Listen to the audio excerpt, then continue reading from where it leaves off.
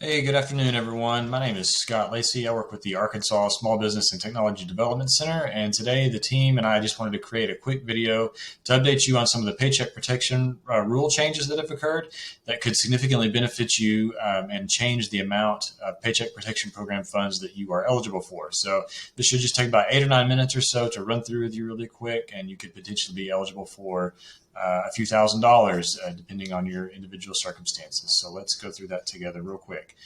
So again, this is put out by the ASBTDC at the University of Arkansas. This is our contact information if you'd like to get in touch with us.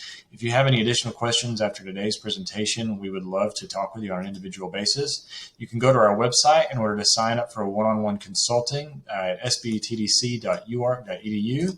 And then to sign up as a client, you just click this Get a Consultation button over here on the right-hand side of the screen, and we will get in touch.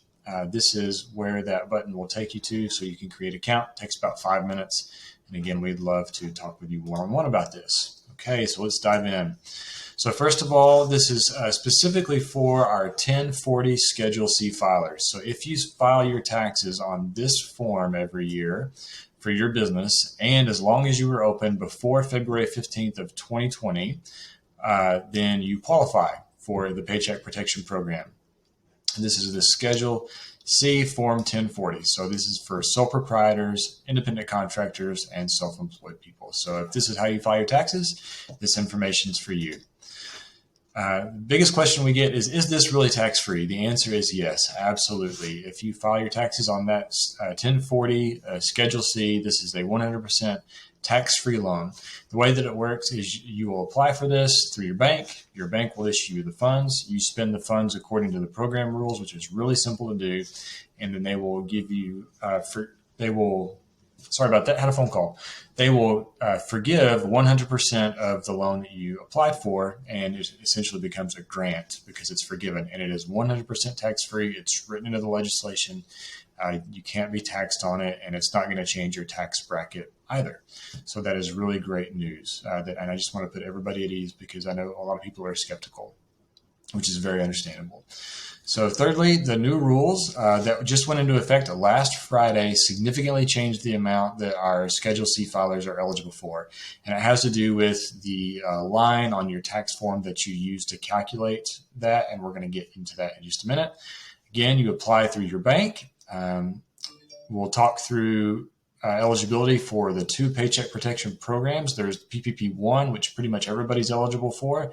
And then there's PPP-2, which only a select few people are eligible for based on a little bit stricter criteria, which I will get into. So the big question that we want to answer for you today to make sure that you know about is how much are you eligible for? So we're going to dive into that. And the first thing that you need to know to get in order to see what you're eligible for is to get your tax form from 2020 or 2019. And you want to use the tax form year, so 2019 or 2020, that has the largest number on this line 7 right here. Previously, before last Friday, the rules were you had to use this line 31 down here at the bottom to calculate. They've changed that. They're no longer using line 31. They're now using line 7. So you want to get out your tax form from 2019 or 2020 and compare the two, see which one has the larger number on line 7. And that's what you're going to use to calculate your eligibility amount. So how do you calculate your eligibility amount? Well, the calculation is real simple. It's that right here, divided by 12 times 2.5. And I'm going to show you that to you on the application. Here's where you can see the application. You click download PDF right here, and you can see the government application, or your bank will have their application online for you to fill out, which is basically just a copy of this, but put on the internet for simplicity and processing. But you can carry the information from this application over to that. So here is the application. Make sure that the application that you get says borrower application form for Schedule C filers using gross income. If you don't get the gross income form, you're going to have the previous income form, which is going to give you a lower amount that you're eligible for. So you want to make sure to get this form specifically that says Paycheck Protection Program, Schedule C for gross income. If you're going for Paycheck Protection Draw 2 because you've already done Paycheck Protection 1, It looks very similar. It just says second draw on it. It looks like the exact same application, actually. Yeah, here we go. No, here it is. Second draw borrower application form, Schedule C, gross income. So gross income is the important thing there. So you're using that line 7. So what you'll do is you'll fill out your general business information right here. And then here is where the calculation amount is done to find out how much you're eligible for. So right here, it says, what's your income from 2019 or 2020 on IRS form 1040 Schedule C, line 7. So you'll go to your tax form, look at line 7. Here for this hypothetical company, it was $42,000. So this is just for Julie Smith, who's a hairstylist at Northwest Arkansas Salon. It's a totally made up company, not a real company or a real person, just stuff I made up for the sake of this video. Their annual, total income was $65,000. They had a cost of goods sold of $26,000 hypothetically, and then they came out with a pretty reasonable gross income of $42,000. So that is what you will enter in right here in this box. Then you'll divide 42,000 by 12, divide by 12.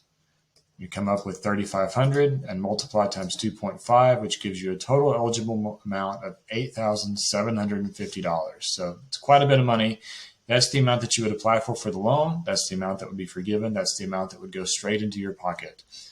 So a really big help to our small businesses who are sole proprietors, independent contractors, or self-employed people who file 1040 Schedule C. A couple of quick notes. It is limited to a maximum of $100,000. So the max that you can get, let me rephrase that. It's limited to a maximum of $100,000 on line 7. So if on line 7 down here, if this says more than $100,000, like if it says $110,000, then when you go to your application, the most that you could put here is $100,000 because you're limited. Because right here, you're limited to $8,333. So it works out to where they cap you. Basically, they're not going to refund. They're not going to give you any grant money for any salary that you have that's over $100,000. Just to make that real simple. Don't worry about it too much. But the total amount that you could be eligible for under these circumstances, if your gross on your line 7 is $42,000, is $8,750. A significant amount of money. Again, the way that you apply for this, just get in touch with your bank, call them, go to their website. It's really easy. For most people, it just takes, 5, 10, 15 minutes, not long at all. So then once you get this money, how do you spend it to make sure you stay within program guidelines? That's also really, really simple. So it's just 2 things. One, you've got to spend a minimum of 60% on payroll costs. So if you're a self-employed individual and you get this money, if you get this, hypothetical $8,000 or so, you can pay 100% of that to yourself and it's still all forgiven. And that's what most people do. They get the funds into their business account and they transfer them straight to their personal account like a paycheck. And that's totally within the rules, totally forgivable, and a really great thing.